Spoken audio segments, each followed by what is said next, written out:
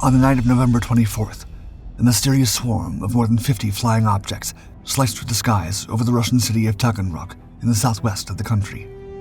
According to reports, this was a formation of Ukrainian Bars missile drones, a new generation of long-range weapons capable of traveling hundreds of miles while being remotely piloted by ground crews, guiding them right toward their targets. Among the barrage was a pack of Neptune cruise missiles, 1,900-pound heavy hitters that had become a favorite of Ukraine's military for striking power plants, airbases, and naval vessels deep behind enemy lines. But this time, they were after a target they couldn't afford to miss. The Ukrainians had barely completed their strike when the first images began flooding online channels. In footage captured by civilians, the deafening blast ripped through the night silence as if lightning had struck right in the heart of the city. Almost instantly, a tower of dark smoke and colossal flames rose into the sky, visible from miles away.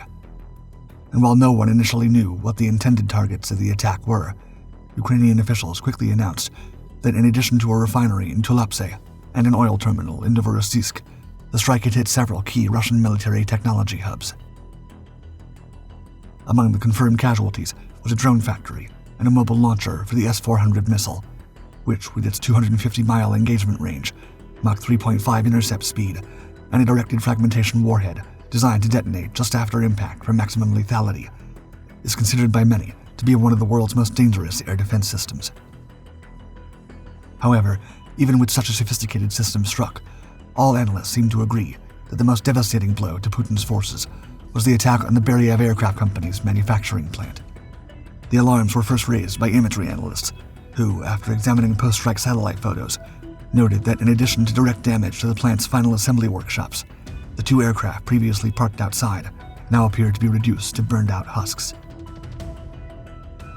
One of the aircraft has been identified as either a Beriev A-100, Russia's next-generation early warning and control platform, or an Ilyushin Il-76, a Soviet-era transport jet that, since Russia's full-scale invasion in 2022, has been repeatedly targeted by Ukrainians' air defenses and kamikaze drones. But far more alarming for the Kremlin was the attack on the second aircraft visible in the satellite imagery. Both foreign analysts and Russian online channels appear to confirm that this was the A-60, a so-called flying laboratory built on a modified Il-76, believed to be equipped with a weapon so powerful that Ukraine needs to keep it off the ground at all costs.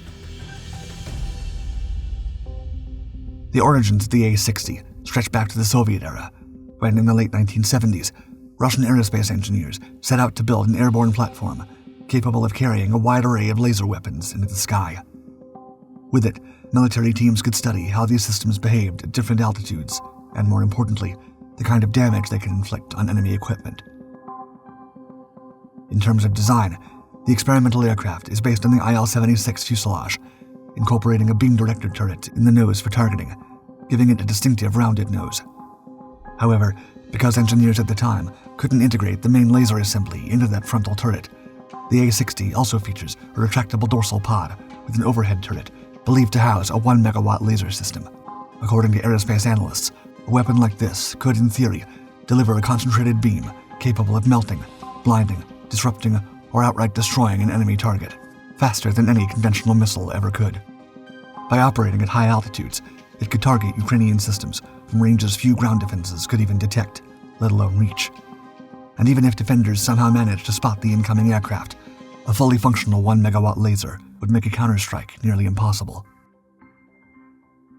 With enough power to cut through steel in seconds, very few aircraft could survive long enough to get within firing distance. Even missiles traveling at 5 times the speed of sound would struggle to reach the A-60 before its laser burned through their warheads, causing them to detonate mid-air. During its original development run, the A-60 never got too far. Only 2 prototypes were ever produced, and neither saw meaningful operational service. Although there were sporadic efforts to revive the project after the fall of the Soviet Union, progress remained limited until 2020, when Beriev announced it was actively upgrading the long-retired A-60 with plans to return it to flight in the not-so-distant future. If Russia succeeded in fielding this ambitious airborne weapon, Ukrainian ground targets wouldn't be its only victims. Since the original A-60 concept was designed to target high-altitude reconnaissance aircraft, many analysts believe it could also pose a threat to low-orbiting Ukrainian satellites, potentially blinding defenses and severing key communication channels that keep the war effort alive. For now, it remains unclear how close the destroyed A-60 was to being fully operational, or whether it had its laser system installed at all. But given the threat it represented, Ukrainian officials were never going to wait to find out. However, even after this victory, Ukrainian officials know they can't let their guard down.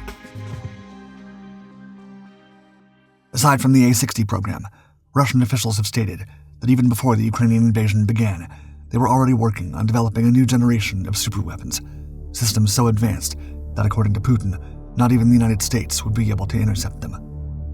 Among these weapons is the air-launched ballistic missile known as the Kh-47M2 Kinzhal, a weapon so new to the battlefield that Ukraine has not yet been able to confirm its exact capabilities. According to Russian claims, however, the Kinzhal can deliver a strike over 300 miles in seconds, reaching speeds of up to Mach 10 as it dives toward its target. Designed to accompany the Kinzhal in future strikes is the RS-28 Sarmat, better known by some as Satan II. This titanic, 208-ton intercontinental missile is engineered to be the most destructive weapon of its kind ever created. Though still undergoing testing, Russia has released footage of successful launches, making Ukraine and its allies concerned that the enemy is getting closer to releasing a missile capable of carrying some of the heaviest nuclear payloads on Earth, able to deliver strikes tens of times more destructive than the Hiroshima nuclear bomb. But perhaps the most alarming of Russia's next-generation systems from a strategic standpoint is the Burevestnik, a nuclear-powered cruise missile rumored to be capable of flying indefinitely, keeping a nuclear warhead airborne for as long as the Kremlin chooses, then sending it toward its target the moment Putin decides to escalate his war. Though widely believed to be far from operational, Russian officials claimed that Burevestnik prototypes were already in the air, allegedly covering 8,700 miles at roughly 575 miles per hour. If true, this would leave Ukraine with little time to disrupt production before these new generation weapons begin appearing overhead. That's why Ukraine is not wasting a second, and as Russia still reels from the damage at the Taganrog plant and attempts to salvage its A-60 prototype, Ukrainian engineers are already working on the new set of weapons needed to launch the next strike against Russia's military tech infrastructure. Most likely, Ukraine's upcoming operations will continue to be carried out by drone packs crossing enemy lines. Since the very beginning of the Russian invasion, these uncrewed fighters have become a cornerstone of Ukraine's defense strategy. Airborne models like the UJ-26 Bobur, capable of crossing up to 621 miles of enemy territory and bypassing ground-based defenses, have destroyed missile testing facilities and even struck Moscow on multiple occasions.